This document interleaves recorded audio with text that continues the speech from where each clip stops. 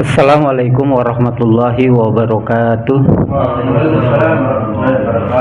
Innal hamdalillah nahmaduhu wa nasta'inuhu wa na'udzubillahi min syururi anfusina wa min sayyiati a'malina. May yahdihillahu fala mudhillalah wa may yudhlilhu fala hadiyalah. Asyhadu an la ilaha illallah wa asyhadu anna Muhammadan abduhu wa rasuluh. Rabbi sholli sadri wa yassir li amri wahlul 'uqdatam min lisani yafqahu qawli. Pekan ini kita sudah masuk di pembahasan hukum jual beli. Sebenarnya apa sih jual beli itu? Selama ini kan kita hanya memahami secara bahasa Indonesia itu ya transaksi, baik itu antara pihak pembeli dengan penjual. Ketika ada sudah saling ridho, selesai sudah urusan itu. Nah, tapi kan ternyata tidak cukup tuh. Di dalam Islam ternyata memang ada rukun dan syaratnya. Nah, secara definisi jual beli itu adalah mubadolatu malin bimalin ala sabili tamliki an tarodin. Apa itu? Mubadolatu malin bimalin, pertukaran malin bimalin, harta dengan harta. Ala sabili tamliki, yang nanti ini akan menimbulkan kepemilikan. Nah, ini yang ditandain ini, yang tanda merah ini, maksudnya gimana? Inilah yang dikatakan konsekuensi dari setiap akad atau muqtadol akad. Apa konsekuensi dalam jual beli? Itu menimbulkan kepemilikan, berarti adanya perpindahan kepemilikan. Kalau di dalam jasa, perpindahan manfaat. Nah, yang kita terima tuh manfaatnya aja, jangan dimiliki. Sewa barang kemudian kita mau merasa perpindahan kepemilikan, nah berarti kan salah akad, karena yang kita terima tuh manfaatnya. Tapi kalau jual beli itu perpindahan kepemilikan. Jadi kalau sudah terjadi sah dalam rukun, kemudian dalam ijab kabulnya sebuah sudah terpenuhi, tidak bisa dibatalkan. Karena yang dihukum itu adalah zohirnya. Walaupun secara batin kita itu merasa, sebenarnya saya enggak mau ya tadi itu, kayaknya sayang mau saya jual lagi, saya jual tadi itu, enggak ridho dalam hati. Nah, itu enggak bisa.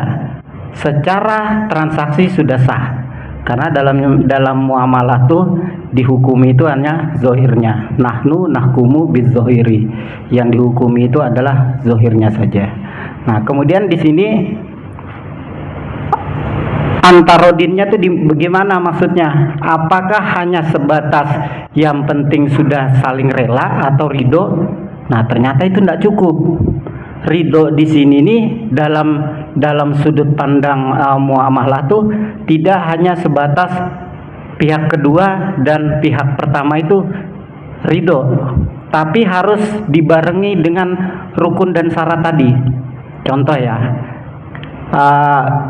membeli barang curian, walaupun antara pihak pembeli dan penjual itu sudah saling ridho, jual belinya mungkin dikatakan sah, tapi dalam konsekuensi akadnya itu sebenarnya tidak terpenuhi. Kenapa? Karena ada yang tidak terpenuhi dalam rukun dan syarat. Nanti kita lihat di rukun kedua, mahalul akad atau objek akadnya, ternyata di situ ada syarat yang harus dipenuhi.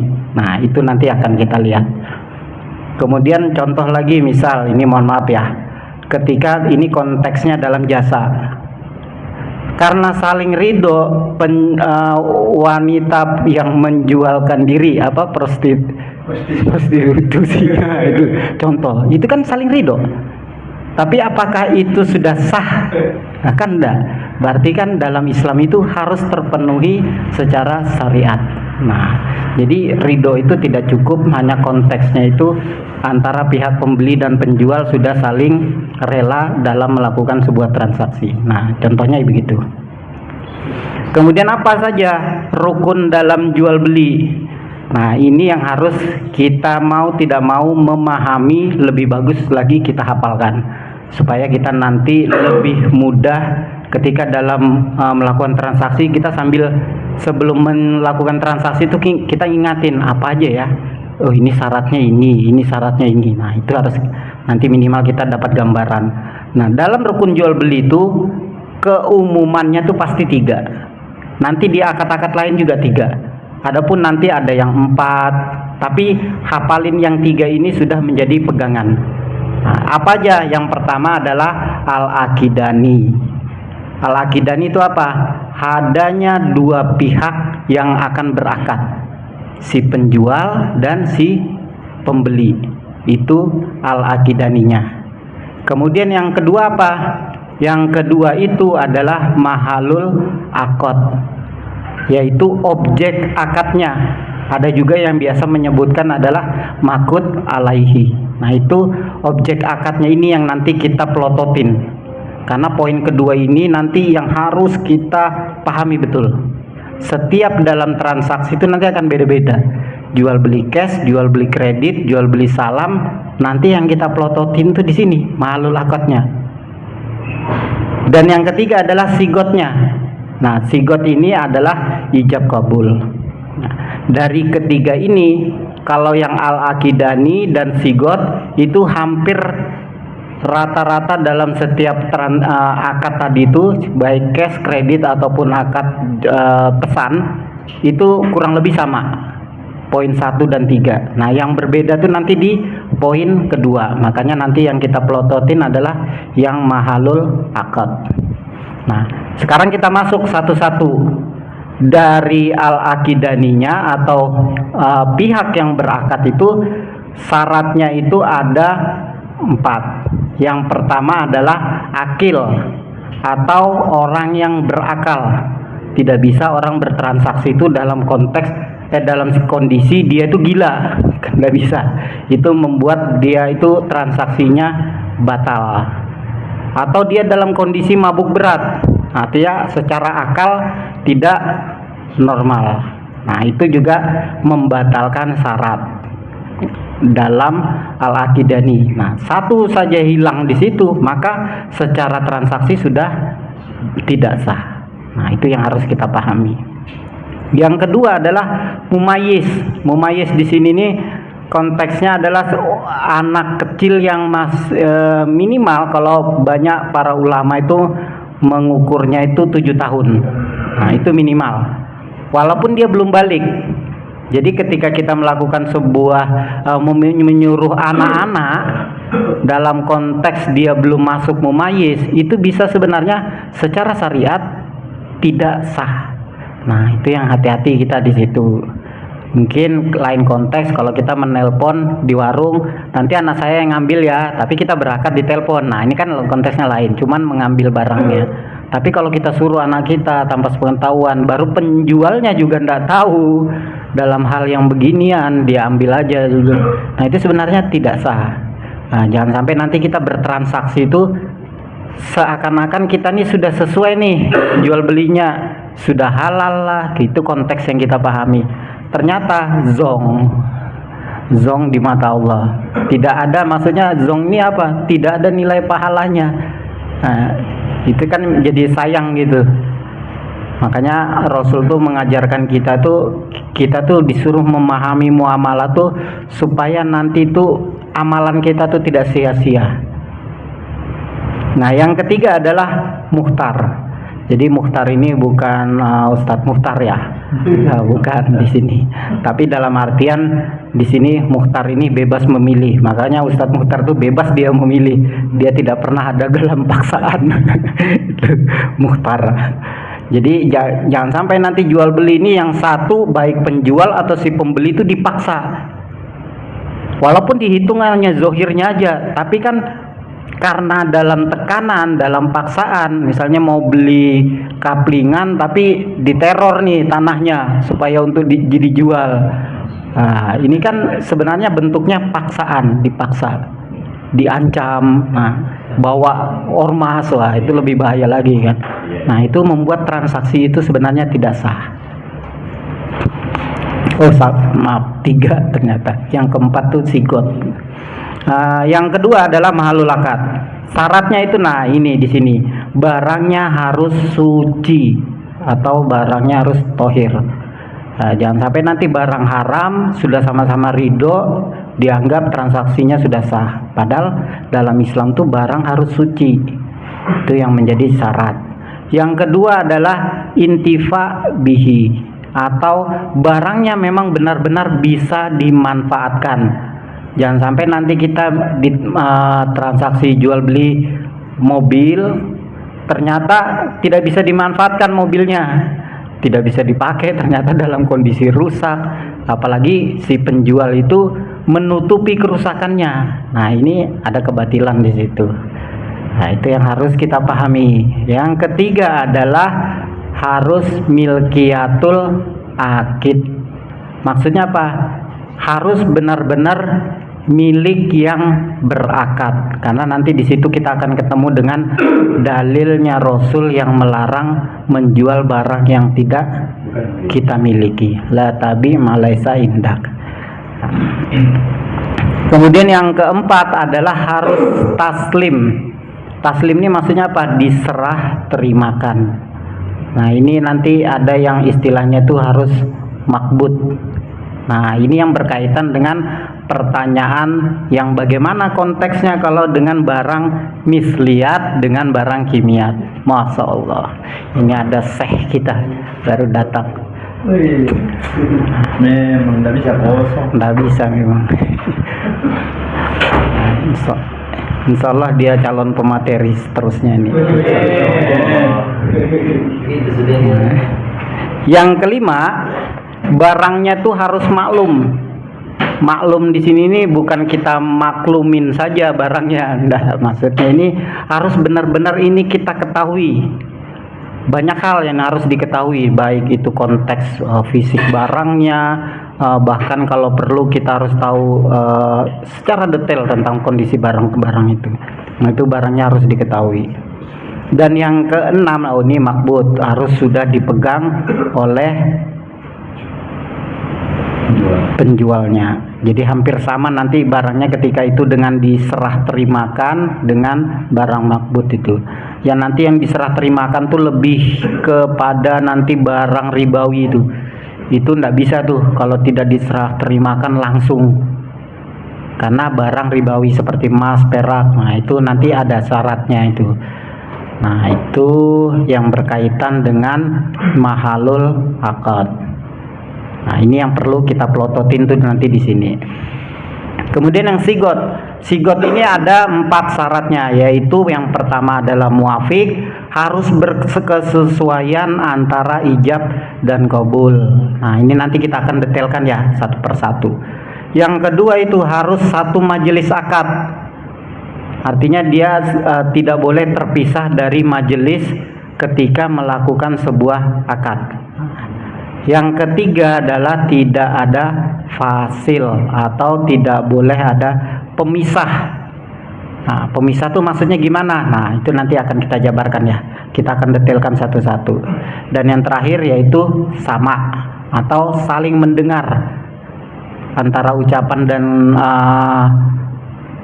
yang kita terima itu harus benar-benar sama. Harganya ditawar bilang 100 juta, ternyata yang mendengar 50 juta, nah, kan tidak ketemu. Nah, itu yang maksudnya sama tuh di situ. Nah, ingatin nanti yang 1 dan 3 insya Allah itu hampir sama. Nanti yang kedua adalah yang akan ada terdapat perbedaan-perbedaan.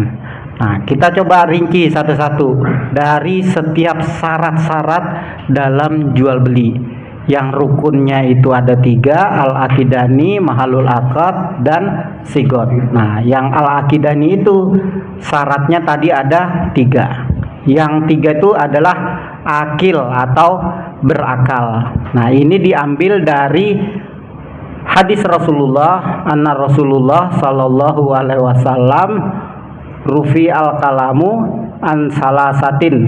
Nah, bahwa Rasulullah sallallahu alaihi wasallam pernah berkata atau bersabda, telah diangkat pena dari 3 golongan.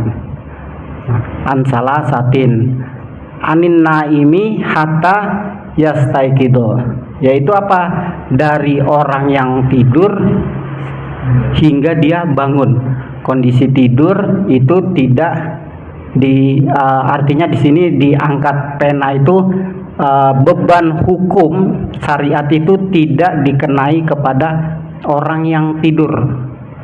Contohnya ketika dia migau, kemudian dia teriak-teriak, "Saya ceraikan kamu," istri di samping. Nah, itu tidak menjadi sah dalam ucapannya karena dalam migau. Kecuali kalau migaunya, "Saya minta nikah lagi," wah itu pura-pura itu berarti.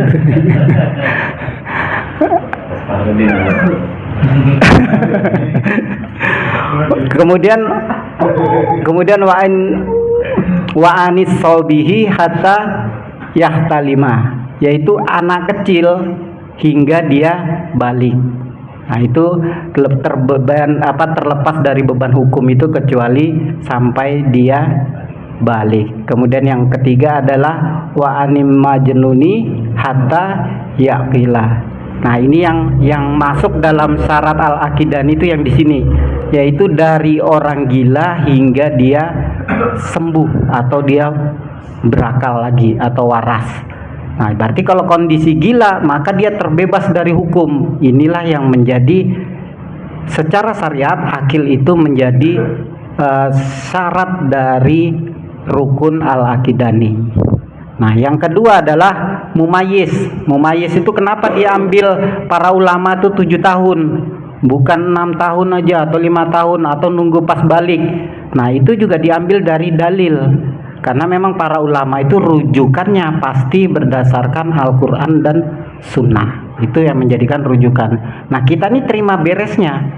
Ibaratnya ini rukun dan syarat ini makanan yang sudah disajikan. Seperti roti mama papa roti ini kan, ini tinggal kita makan nih. Sudah disajikan. Nah, cuman kan nah tuh ada disorong lagi. Nah, artinya rukun dan syarat itu sudah makanan jadi, tinggal kita pakai. Sedangkan yang bahan mentahnya itu kan ada sama yang membuat. Adonannya, tepungnya, semua segala macam tuh di situ. Artinya adonan-adonan tadi itu adalah Al-Quran dan Sunnah. Dibuatlah para ulama, dia ramu menjadi rukun dan syarat. Kita tinggal makan. Nanti jangan lagi nanya kenapa syaratnya harus begini, kenapa harus begitu. Tinggal makan, itu aja. Itu enaknya kita itu sudah dimudahkan oleh para ulama. Nah, apa rujukan dari mumayyiz itu? Ini diambil dari hadis Abu Daud yang di situ dikatakan adalah muru auladakum bisolati wahum abna'u sabai sinina, yaitu perintahkan anak-anakmu melaksanakan sholat sedang mereka berusia 7 tahun. Nah, dari situlah yang diambil usia 7 tahun itu masuk dalam kategori mumayyiz. Tapi di situ belum tentu dia balik loh. Kan ada juga anak-anak yang kadang 10 tahun baru balik. Ada yang malah baru umur 6 tahun sudah balik. Ada sekarang kan anak-anak tuh yang apalagi cewek itu cepat biasanya. Nah, itu kan artinya bukan standar balik itu 7 tahun, tapi mumayyiz. Nah, itu yang di takaran yang diukur oleh ulama tuh di situ. Dan yang ketiga adalah muhtar. Muhtar tadi itu adalah diambil juga dari surah An-Nisa. Ya ayyuhallazina amanu la ta'kulum amwalakum bainakum bil batil illa an takuna tijaratan antarodim minkum. Jadi, hai orang-orang yang beriman. Nah, ini yang dipanggil diseru adalah yang beriman. Buat kita yang memang benar-benar taat nih terhadap syarat dalam jual beli itu begini nih. Jangan kamu saling memakan harta sesamamu dengan jalan yang batil. Batilnya gimana? Ketika ada syarat yang tidak terpenuhi tadi kita paksakan. Ternyata muhtar ini menjadi syarat. tidak boleh memaksa penjual atau si pembeli untuk menjual barangnya atau memaksa membeli barangnya. Nah, ini harus tidak boleh ketika itu terjadi kita paksakan. Artinya kita sedang memakan harta dengan jalan yang batil. Kecuali dengan jalan perniagaan yang berlaku suka sama suka di antara kamu. Nah, kembali ke pembahasan tadi, ridho atau suka sama suka itu dalam konteks harus terpenuhi rukun dan syaratnya. Nah, ini 3 syarat dari al-aqidani. Kemudian yang kedua adalah syarat mahalul akad. Mahalul akad ini atau objek akadnya. Nah, ini yang perlu kita hati-hati sekali. Karena nanti kita akan bertemu dengan barang misliat, barang kimiat, sama barang ribawi.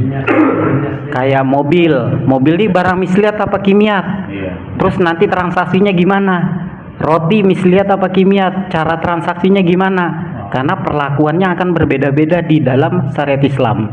Jadi tidak sembarang kita asal jual. Nah, itu begitu tuh. Yang pertama adalah barangnya harus suci atau tohir, bukan barang yang najis. Nah, bukan dalam artian gini ya, barang najis itu misal kita jual kendaraan, ini barangnya halal kok, cuman karena mobilnya itu pas dipakai jalan menginjak kotoran yang jadinya najis, wah ini barangnya tidak bisa dijual nih, najis. Bukan begitu ya maksudnya. Tapi dalam artian bisa saja barang ini barang curian, terus kita transaksikan, terus kita tahu tuh kalau itu adalah barang yang dicuri, jadinya kita jadi penadah nih. Nah, itu masuk dalam kategori barangnya suci itu di situ. Nah, ini diambil juga dari hadis Rasulullah yang dikatakan nah Rasulullah Shallallahu Alaihi Wasallam an bai'il khamri wal hinziri wal maitati wal asnam. Sesungguhnya Allah dan Rasul itu sudah atau telah mengharamkan jual beli khamr, babi, bangkai dan berhala. Jadi konteks suci atau tohir itu memang di dalam Al-Quran dan hadis itu memang sudah secara dolalahnya atau secara makna itu sudah jelas namanya tuh disebut. Nah, termasuk homer, babi, bangkai, berhala itu kan secara jelas tuh, secara makna jelas menunjukkan kepada benda itu. Berarti benda ini adalah haram. Nah, contoh menjual kotoran binatang untuk pupuk kandang. Nah, kotoran ini sudah termasuk barang najis. Kemudian kita jadikan transaksi atau jual beli pupuk kandang. Nah, itu secara barang itu tidak suci atau tohir, maka haram untuk menjual beli pupuk kandang. Nah, kecuali kalau kita bisa mampu menghilangkan ini aromanya, terus zatnya, baunya. Nah, itu bisa enggak kita hilangin? Berarti kan kita harus minimal harus melakukan sebuah uji dulu, dicium, dijilat. Tapi kan tidak mungkin kotoran seperti itu. Nah, ini yang perlu kita harus hati-hati. Termasuk babi, darah, bangkai, termasuk parfum yang dengan bahan etanol. Nah, kemudian yang kedua adalah dapat dimanfaatkan atau intifa bihi.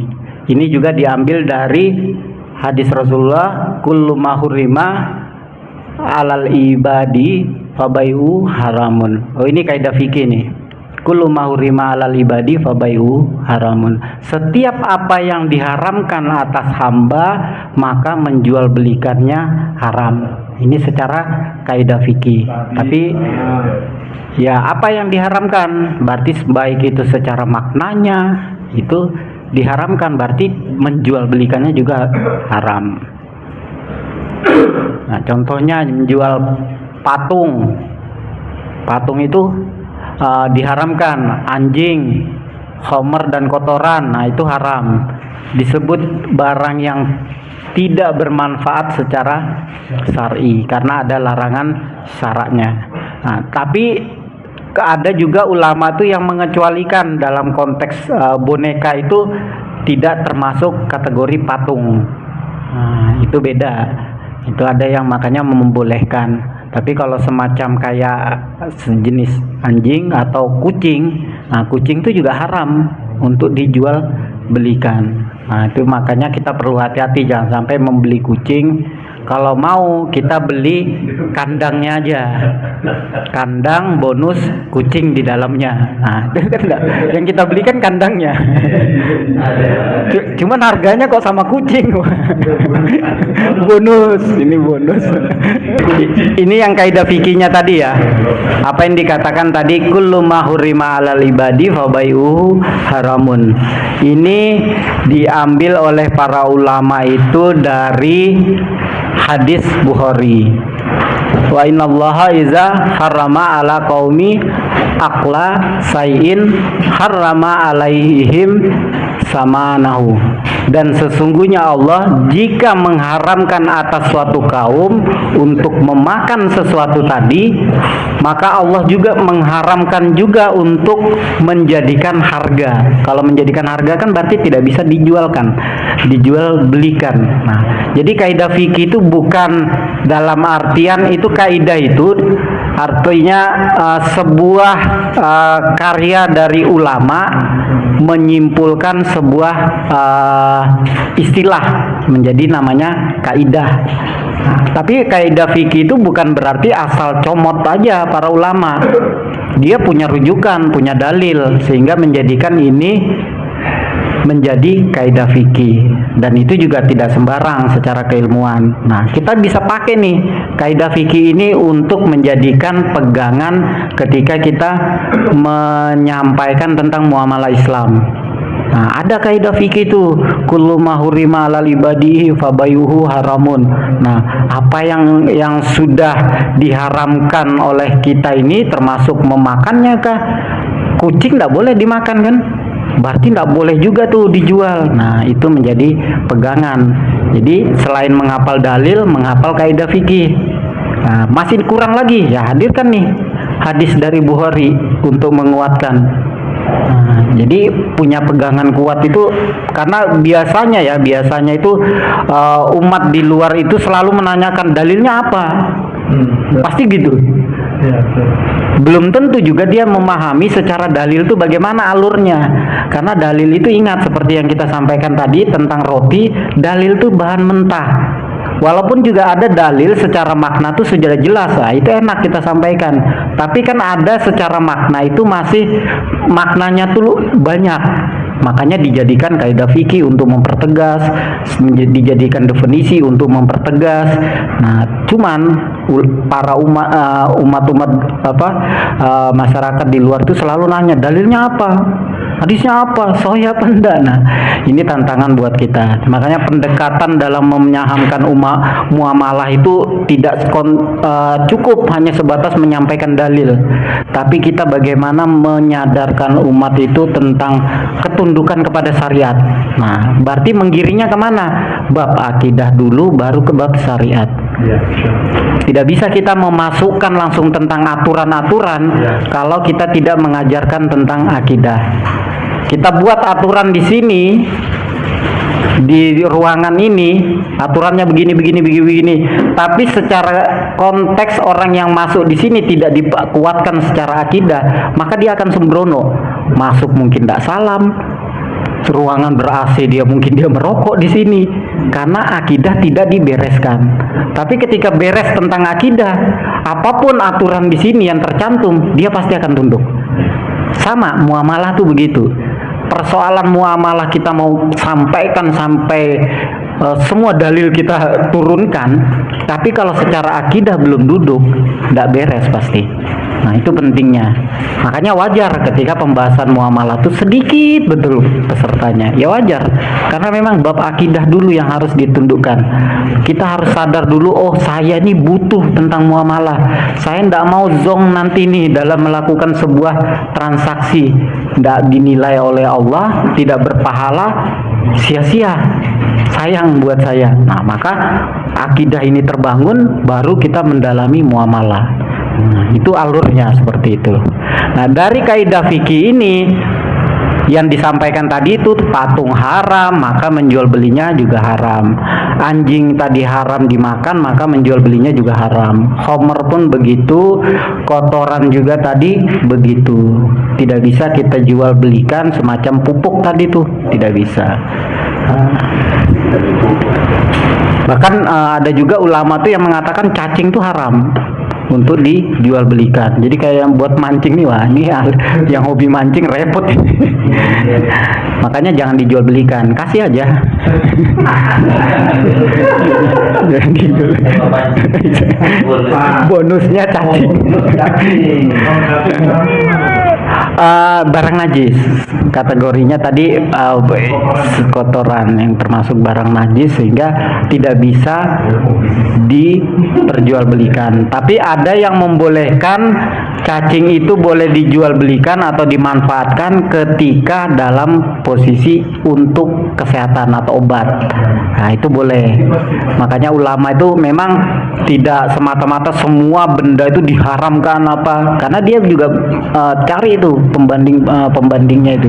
Oh, di sini boleh nih, ada kondisi darurat yang memang harus ini diboleh nih karena untuk pengobatan. Nah, jadi ada konteksnya lah.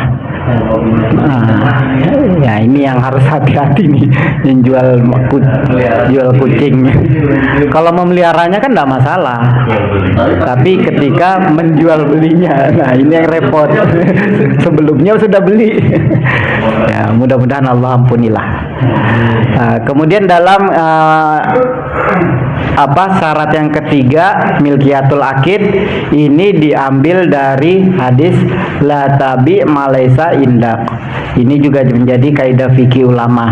Apa janganlah kamu menjual apa-apa yang tidak ada di sisimu. Ini hadisnya sahih dari Abu Daud, Tirmizi dan Ibnu Majah.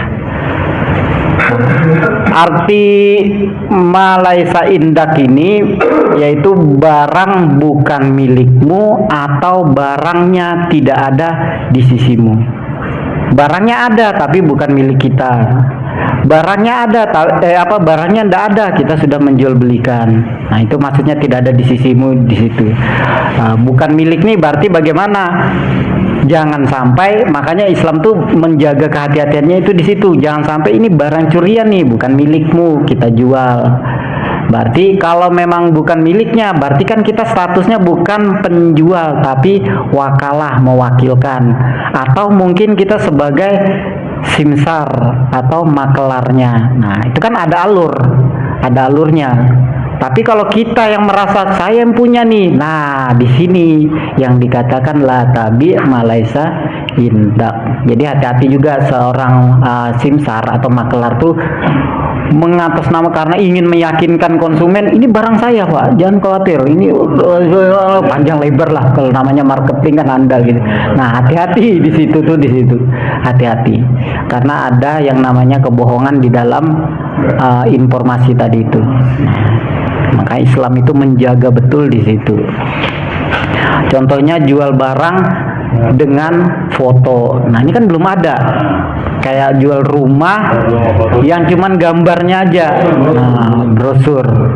Nah, jadi bedakan nanti ya antara ini konteksnya akad karena sudah masuk syarat ini kan. Syarat tapi barangnya mana? Tapi kalau masih dalam penawaran, brosur ini kan penawaran. Ya boleh-boleh saja, masih bentuk penawaran. Tapi ketika sudah melakukan mau berakad, mana barangnya? Nah, ini baru bukan cuman gambar yang diperlihatkan. Nah, ini yang perlu diketahui dalam jual beli itu seperti itu. Yang keempat adalah barangnya dapat diserah terimakan atau taslim. Itu sama juga hadisnya la tabi malaisa indak. Janganlah menjual apa-apa yang tidak ada di sisimu. Jadi pemahaman hadis di sini tidak ada di sisimu itu dikatakan apa-apa yang tidak kuasa atasnya, tidak berkuasa, tidak kita miliki itu tadi. Nah, kemudian yang ini contohnya. Contohnya tidak kuasa atas barang tadi itu kita punya barangnya. Cuman mas menjual ayamnya lepas. Nah, ini artinya tidak bisa nih kita mau serah terimakan. Kayak mana mau serah terima? Ayamnya itu ambil, tangkap sendiri, ambil sendiri. Wah, repot dong. Syukur-syukur bisa kita tangkap. Kalau burung, kayak mana kalau sudah terbang? Nah, ini berarti kan tidak bisa diserah terimakan, tidak bisa taslim.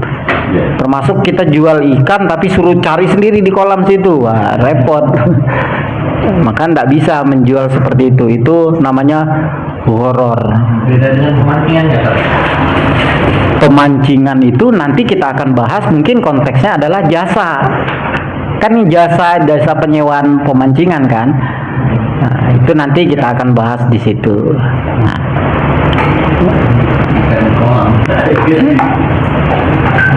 Kemudian yang kelima adalah barang yang diketahui atau maklum. Nah, ini juga diambil dari hadis riwayat Muslim. Nah, Rasulullah Shallallahu Alaihi Wasallam an bai'il hasati wa an bai'il horori.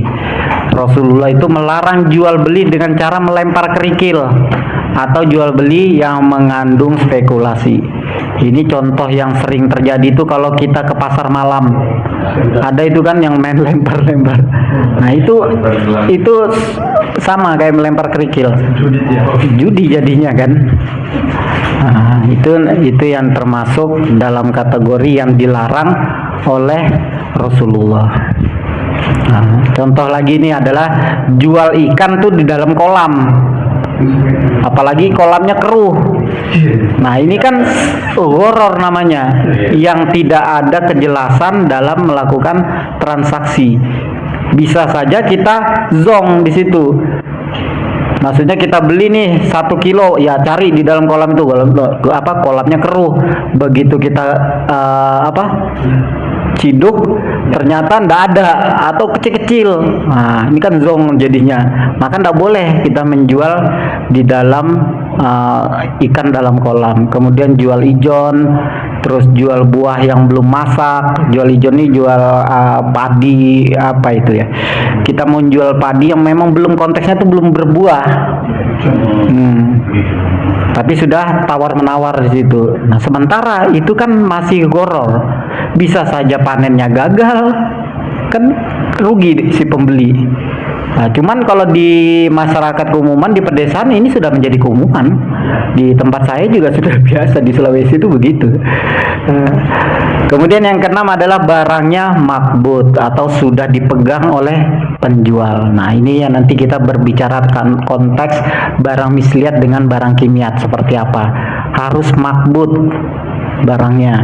Nah, ini juga diambil dari hadis Rasulullah, qala fa iza staraita bai'an fala tabihu hatta ta'bidu. Rasulullah itu berkata, jika kamu membeli suatu barang, jangan kamu menjualnya lagi. Jadi jangan dijual. Kalau kita beli barang, jangan dijual lagi sebelum kamu menerima barang itu. Berarti kan harus diterima dulu barangnya, baru bisa jual. Nah, tidak sembarangan. Tahu-tahu langsung aja. Yang penting aman sudah kan. Yang penting transfer aman. Belum kita terima barangnya, bahaya. Jadi ternyata cuan aja tidak cukup. Tapi memang kehalalan itu yang harus kita jaga. Nah, ini juga diperkuat lagi dalam hadis Bukhari, man ba'a to'aman fala yabi'uhu hatta tasfiyaha. Barang siapa yang membeli makanan, nah ini lebih jelas lagi, dia menyebut secara maknanya to'aman, makanan. Nah, makanan itu jangan kamu menjual sebelum menerimanya. Jadi kalau sudah ada hadis secara dolalah, secara makna itu sudah tertulis jelas, nah ini hadisnya ini sudah menguatkan. Dan biasanya ini dalilnya sudah tidak ada dalil khusus yang mengkhususkan pengecualian. Karena sudah maknanya sudah jelas, secara makanan disebutkan to'aman, berarti memang makanan ini tidak boleh menjualnya sebelum kita terima dulu. Saya pihak pertama, pihak kedua, pihak ketiga. saya penjual, kemudian dibeli, belum diterima langsung diserahkan ke tiga. Nah, ibaratnya mewakilkan, langsung aja serahkan ke sana. Nah, tapi belum serah terima. Nah, ini yang nanti konteksnya kalau jual online kita perlu lihat kehati-hatiannya di mana. Nah, contohnya ini yang sering terjadi ini jual dropshipping atau jual beli nasi kemudian langsung kita sedekahkan. Nah, sekarang kita lihat ternyata barang itu ada dua. Ini dagangan berarti nih, jual beli ada dua. Nah, ini para pedagang ini. Masalahnya ada yang jual kuda, kudanya dalam bentuk roda 4 sama kuda hidup. Nah, bendanya sama-sama kuda, tapi beda jenis. Bagaimana perlakuannya? Nah, yang pertama itu barang misliat, yaitu barang yang ada padanannya. Cirinya itu ditakar, dihitung, ditimbang. Kalau kita transaksi berapa kilo, ini ciri-ciri dari barang misliat. Kemudian adalah ini contohnya ya, bahan pangannya seperti beras, jagung, gula, buah, kopi dan lain-lain. Ini jenis bahan pangan. Barang ini tidak sah sebelum dipegang atau makbut oleh penjual.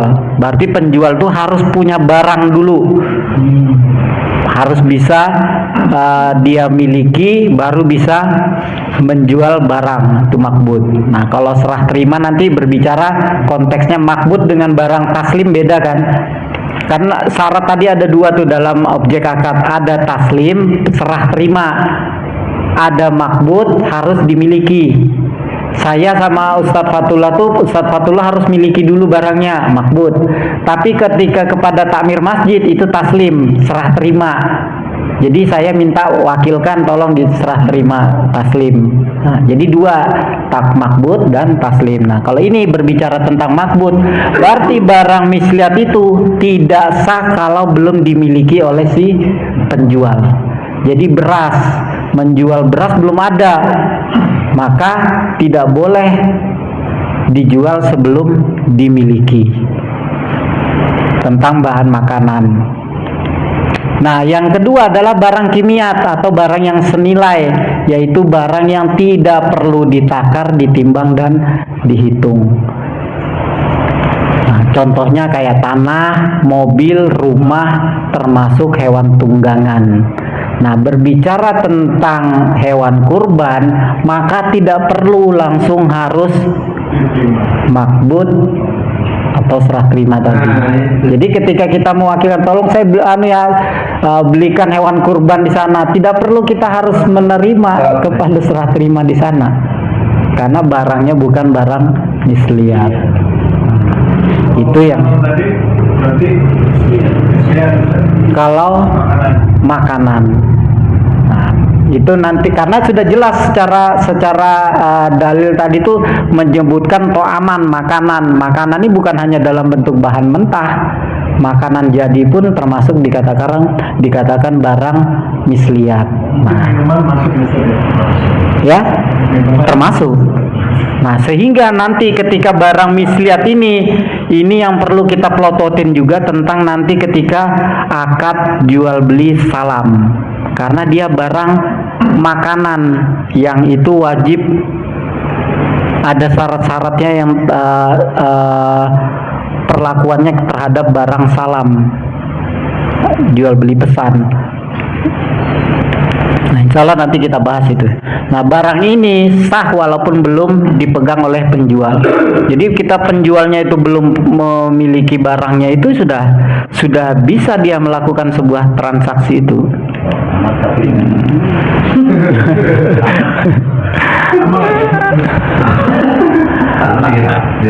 Nah, ini di hadisnya ini diambil dari hadis Rasulullah ketika Ibnu Umar itu menceritakan ia sedang berada di atas anak lembu atau milik Umar Shahab. Lalu berkata nih Nabi ketemu dengan Umar Shahab, ketemu Rasul, kemudian Rasul itu menyampaikan kepada Umar, jual lah untamu tuh, suruh jual kepadaku, anak lembu tadi itu. Lalu Umar itu menjawab, ini milikmu ya Rasulullah. Nah, belum diterima barangnya, Nabi itu langsung menyerahkan itu kepada Abdullah bin Umar, kepada sahabat yang lain. Dia belum serah terima tuh, belum diserahkan ke Rasul, tapi Rasul sudah langsung memberikan ke sahabat yang lain. Nah, ini yang membolehkan ternyata hewan tadi tuh, tunggangan itu termasuk bukan barang misliat. Yang dibolehkan berarti ini masuk barang kimiat. Nah, itulah yang menjadikan rujukan dari ulama tuh mendefinisikan barang di dalam Islam itu barang ribawi, barang misliat, barang kimiat berdasarkan dalil-dalil. Sehingga menjadi 3 poin itu, 3 macam. Kalau insya Allah kalau dalam jual beli ini jual beli kontan masih aman. Nanti kredit sama jual beli pesan, nah itu yang perlu kita hati-hati tentang barang misliat, barang ribawi, barang kimiat. Nah ini yang perlu kita ketahui ya. Terhadap barang misliat, ketika ada kerusakan, dengan barang kimiat ketika ada kerusakan dalam pengiriman. Bagaimana perlakuannya? Kalau barang misliat, jika terjadi kerusakan sebelum barang diterima, maka diterima pembeli ya, maka itu tanggung jawabnya si penjual. Pada saat pengiriman ada kerusakan, tanggung jawabnya adalah si penjual barang misliat. Bukan tanggung jawab ekspedisi itu. Makanya memang perlu hati-hati ya antara pihak penjual kepada ekspedisi. Kita harus mencari yang amanah karena kita yang nanggung juga nih. Tinggal bagaimana kita menyampaikan kepada ekspedisi, siap bertanggung jawab enggak, bagaimana, karena menjadi tanggung jawab saya sebelum barang ini diserah terima, dimiliki kepada iya. Makanya hati-hati kepada Ekspedisi yang nah iya, menjadi tanggung jawab kita. Nah, jika terjadi kerusakan diterima oleh pembeli, maka tanggung jawab pembeli. Sudah diserah terima tapi rusak karena kelalaian si pembeli, ya tanggung jawabnya pembeli sudah, karena sudah serah terima. Tapi kalau barang kimiat, jika terjadi kerusakan sebelum barang diterima oleh pembeli, tetap tanggung jawabnya si pembeli, bukan tanggung jawab si kita sebagai penjual pada saat pengiriman. Nah, ini bedanya barang kimiat. Makanya jual beli barang mobil second itu sebenarnya masuknya di sini. Tanggung jawabnya pembeli. Ketika pada saat dikirim ada kerusakan, tapi secara nanti kan ada konteks nih pembeli. Ketika pembeli itu kan harus dilihat kondisi barang, makanya harus maklum tadi itu kan sudah jelas nih, sudah dilihat, dicek aman, oke. Pada saat pengiriman ada kerusakan, sudah bukan tanggung jawabnya si penjual. Nah, selama kalau memahami. Tapi kalau dalam keumuman uruf sekarang ini ya enggak terima pasti. Pokoknya penjual harus wajib menanggung. Nah, itu pasti itu. Tapi kalau dalam Islam ini kan kita konteksnya berbicara dalam konteks Islam. Nah, jika terjadi kerusakan maka tetap menjadi tanggung jawab pembeli. Nah, itu bedanya misliat dengan barang kimiat. Nah, kemudian dalam jual beli itu ada yang namanya hak khiyar. Hak khiyar itu ada 3, yang pertama itu khiyar majelis, yang kedua adalah khiyar aib, dan yang ketiga khiyar syarat. Nah, khiyar ini adalah hak si pembeli, haknya si pembeli. Nah, ternyata di dalam hak khiyar itu ada khiyar pada saat majelis, ada khiyar ketika khiyar aib atau barang yang rusak tadi. Nah, kemudian ada khiyar syarat. Nah, yang khiyar majelis itu bagaimana? Jika masih dalam satu majelis, kemudian salah satunya tuh langsung membatalkan. Masih dalam satu majelis, sudah transaksi, kemudian tiba-tiba dibatalkan, saya tidak jadi. Selama masih dalam satu majelis, maka wajib diterima oleh kedua belah pihak, baik si penjualnya yang membatalkankah atau pembelinya membatalkan, kalau masih dalam satu majelis. Nah, maka ini penting ketika kita melakukan sebuah transaksi, misal mobil atau jual makanan kah, apapun itu makanan, ketika dalam satu majelis pastikan betul-betul si pembeli benar-benar sudah yakin kayak ini barangnya sudah kah ini. Karena kalau kita sudah paham ini, kemudian dia juga paham, terus dia batalkan, harus kita terima. Makanya kita yakinkan benar nih, apalagi barang baru masih dalam box, begitu kita buka hilang garansi. Nah ini kan repot. Maka harus kita yakinkan, benar ya, yakin ya, kuatkan terus, yakinkan terus, sudah ya. Karena begitu di dalam majelis, maka dia mau tidak mau kita batalkan. Maka begitu transaksi cepat keluar ke majelis, keluar memang supaya menggugurkan khiyar majelis. Jadi kalau dia batalkan kan, saya kan sudah di luar, kabur memang, minimal keluar ruangan, keluar majelis. Kalau kita sama-sama paham. Tapi kalau dia paham juga, ditahan juga kita tuh, jangan dulu keluar, jangan dulu. jadi enggak. Nah, kemudian jika ada ketentuan dari penjual barang yang sudah dibeli tidak boleh dibatalkan, itu tidak sebenarnya dalam Islam tidak berlaku. Kesepakatan itu sebenarnya kesepakatan yang namanya syarat ja'li, syarat tambahan yang secara syariat itu tidak sah. Jadi walaupun jual belinya sah, tapi karena ada syarat ini, menambahkan ini tidak berlaku. Jadi hilangkan aja syarat ini, tapi jual belinya tetap sah. Tapi syarat ja'li, syarat tambahan tadi itu merusak akad, buang akad ini. Barang yang sudah dibeli tidak boleh dibatalkan beginiin, itu tidak sah. Karena ketika masih dalam satu majelis dia mau batalkan, kedua belah pihak wajib harus menerima itu. Makanya kunci kita dalam satu majelis akad tuh pastikan jangan langsung yang penting transfer, yang penting cepat transfer, cepat. Sekalinya dia batalkan selesai kita, baru masih dalam majelis lagi. Makanya kuatkan dulu, edukasi terus, yakinkah bener kah ini nggak ada kebutuhan apa lagi, yakin? Oke, clear sudah ya, selesai sudah ya, nah, keluar sudah cepat, keluar majelis. Jadi yang terburu-buru. Nah, kalau khiyar aib, jika sudah berpisah majelis, salah satu pihak ingin membatalkan dengan alasan tertentu, wajib harus ada keriduan. Kalau salah satunya tidak ridho, maka khiyar aib ini tidak berlaku. Nah, jika ada cacat atau aib, kerusakan tadi barang yang sudah dibeli boleh dibatalkan dengan syarat yang tidak melewati 3 malam. Jadi kalau dalam Islam itu kita punya hak khiyar itu selama 3 malam. Makanya tadi ketika abon tadi itu melewati 3 malam, hilang syarat itu. Hak khiyar kita tadi hilang. Nah, tidak bisa kita klaim. Makanya ketika terima barang tuh periksa betul-betul, karena itu menjadi tanggung jawab penjual. Tapi kalau penjual tidak paham, maka kita sampaikan dalam saat berakad itu. Kalau ada kerusakan ini saya minta kembali ya. Nah, karena kita memahami nih, secara tidak sadar kita mensiarkan konteks Islam tuh begitu tuh. Ada hak khiyar. Pokoknya kalau 3 malam tidak ada saya komplain, ya sudah, ini menjadi tanggung jawab saya. Nah, itu siarnya tuh di situ. Nah, tapi kalau ada syarat, ini namanya khiyar syarat, atau bisa istilahnya garansi. Nah, kalau abon tadi itu digaransi 6 bulan boleh dikembalikan. Nah, kita baru periksa 6 bulan. Nah, maka ini masuk dalam khiyar syarat tadi. Dan ini harus ada kesepakatan pergantian itu dengan cara pada saat berakad. Kalau ada kecatatan cacat barangnya, saya minta dikembalikan, harus ada garansi. Nah, ini baru dibolehkan. Jangka waktunya juga boleh lebih dari 3 hari, karena ini berdasarkan kesepakatan. Syaratnya itu tadi harus pembeli dan penjual tuh harus benar-benar bersepakat, tidak bisa hanya satu pihak aja. Saya minta 6 bulan di ya garansi ya, tapi penjualnya tidak mau, berarti tidak berlaku khiyar syarat itu. Tapi kalau biasanya kan mobil barang-barang itu kan sudah menggaransi itu. Nah, itu kan sebenarnya sudah dia bersiap untuk memberi garansi dan kita pasti siap menerima garansi itu kan.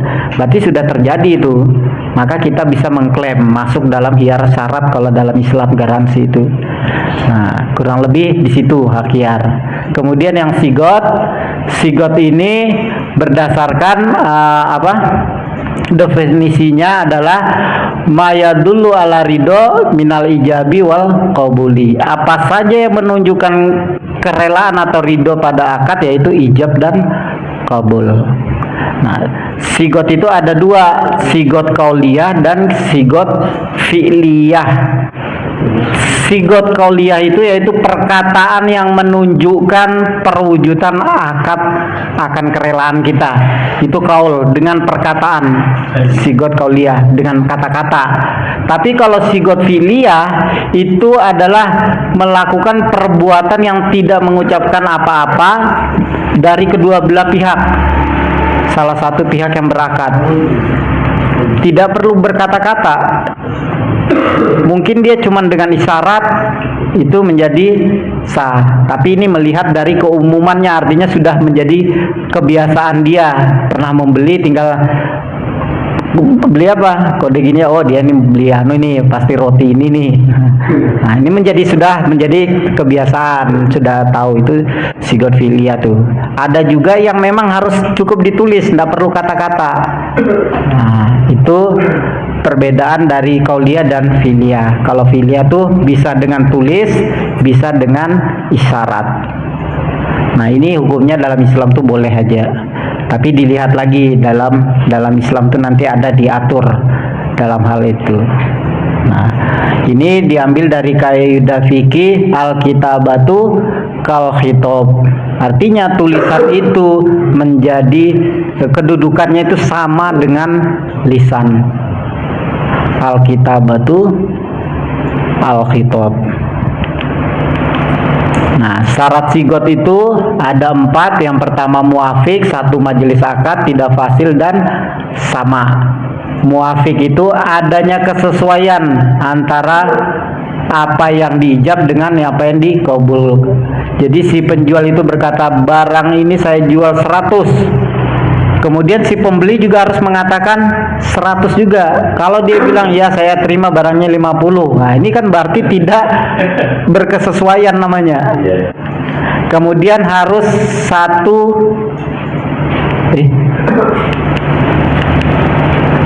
majelis akad. Artinya saya ya jual barang ini dengan harga 100.000, kemudian pembeli meninggalkan majelis, baru dia kembali lagi, ya sudah saya terima, saya beli barangnya 100.000. Saya terima barangnya. Nah itu tidak sah. Maka dia harus berakad ulang lagi. Dia sebutkan, upayakan si penjual itu mengucapkan lagi berapa lagi tadi. Nah supaya kita tahu nih, supaya tidak gugur, kita tanya ulang aja lagi. Berapa tadi? Tadi kan sudah saya bilang 100. Oh iya sudah saya terima 100. Nah sah. Karena kita keluar dulu tadi, keluar majelis. Bisa jadi kita tanya istri dulu kah? Ya kan? Karena keluar tadi tiba-tiba ya sudah saya beli. Nah itu terputus ijab kabul tadi itu. Dalam satu majelis tadi itu harus begitu. Kemudian tidak ada fasil atau pemisah. Nah ini sama kayak tadi. Walaupun dalam satu majelis harganya 100.000, kemudian tiba-tiba saya ngomong sama Kang Reja, ngobrol yang lain, terputus nih, ini fasil. Baru langsung ngomong, ya sudah saya terima. Nah ini bisa membatalkan dalam sigot tadi itu. Maka kita ngulang lagi, ya enggak apa-apa, kita sampaikan. Namanya menggugurkan ijab tadi itu. Nah kemudian harus sama atau saling mendengar. Jadi jika penjual mengatakan 100.000, terus yang satunya tidak dengar, berapa tadi? 90. Wah, ini berarti tidak jelas tadi. Harus benar-benar pastikan dengan, karena Islam tuh dijaga tuh di situ tuh. Jangan sampai nanti ada pertengkaran di belakang hari. Setahu saya tadi 90 kok, wah ngotot-ngototan ribut. Baru uang sudah ditransfer. Nah ini kan jadinya harus saling dengar tadi itu harus sama. Nah, jadi untuk sah itu harus kita ulang. Kemudian yang poin terakhir adalah dalam majelis akad itu yang keumumannya kita kan biasa melakukan offline.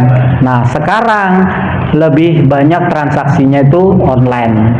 Nah, batasannya gimana? Jika kedua belah pihak masih di dalam ruangan tempat terjadinya akad atau dalam satu majelis, ini offline masih aman, kita tahulah porsi itu. Kalau keluar berpisah majelis, maka harus mengulang.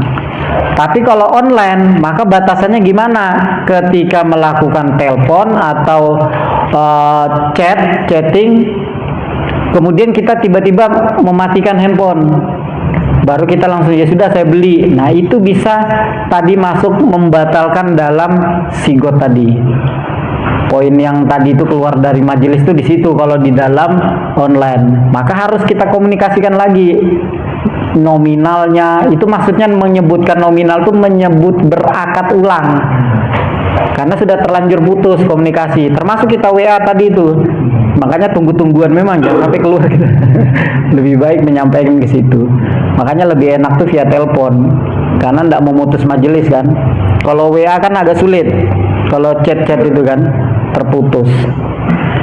Nah, jika salah satu pihak memutus, maka itu berpisah majelis. Nah, itu berbicara tentang majelis. Nah, ini tambahan aja. Macam-macam dalam jual beli itu terbagi menjadi 3, yaitu berdasarkan barang dagangan, berdasarkan penentuan harga, dan berdasarkan penyerahan harga. Kalau berdasarkan barang dagangan itu ada jual beli mutlak atau pertukaran uang dengan barang. Yang kedua adalah jual beli salam atau bai'us salam, yaitu jual beli yang diserahkan kemudian barangnya, tapi barang uangnya harus kita terima cash. Itu jual beli salam.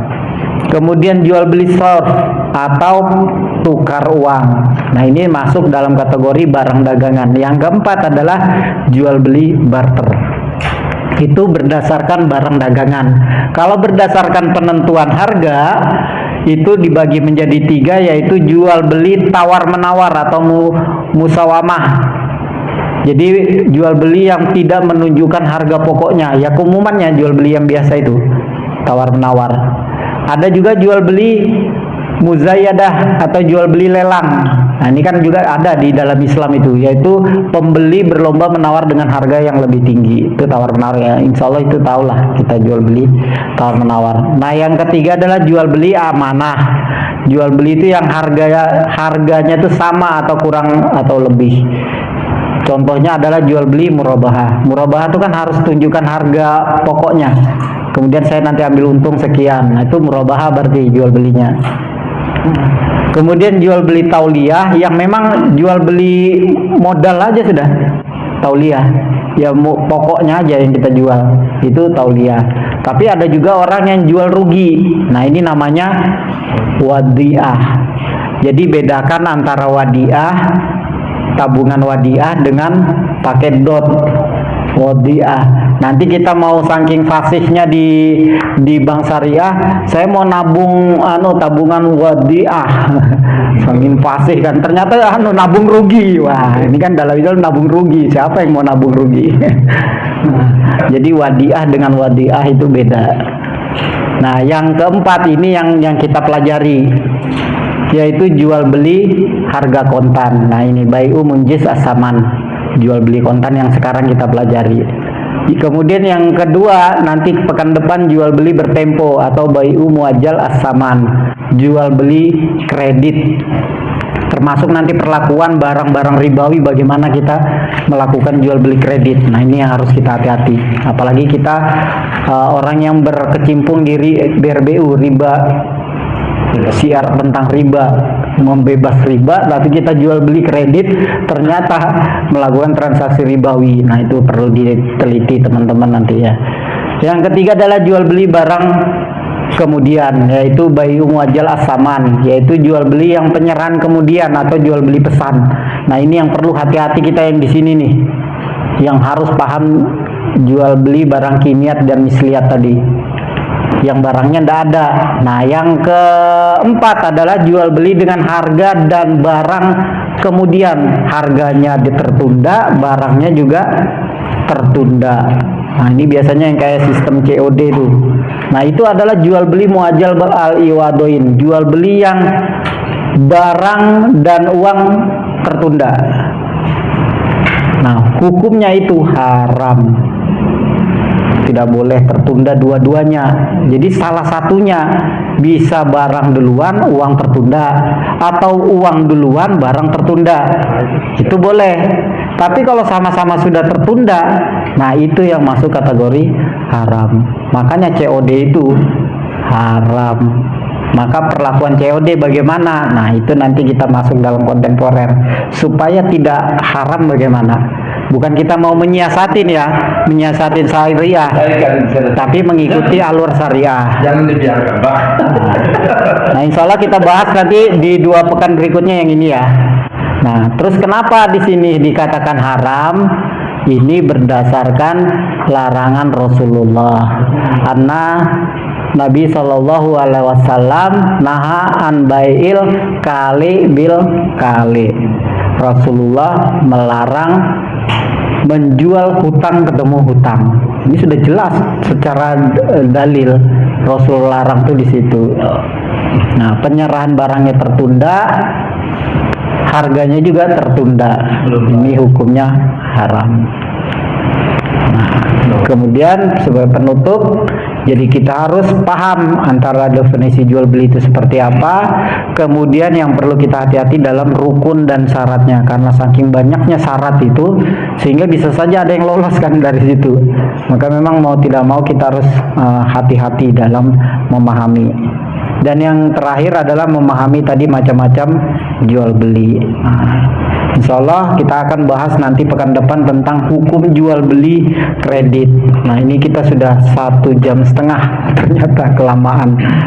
Oke, insya Allah kita ketemu di pekan depan. Saya tutup dulu ya. Nanti kita tanya jawab sambil santai supaya saya bisa ngunyah-ngunyah juga. Oke, saya akhiri. Wabillahi taufiq wal hidayah. Wassalamualaikum warahmatullahi wabarakatuh.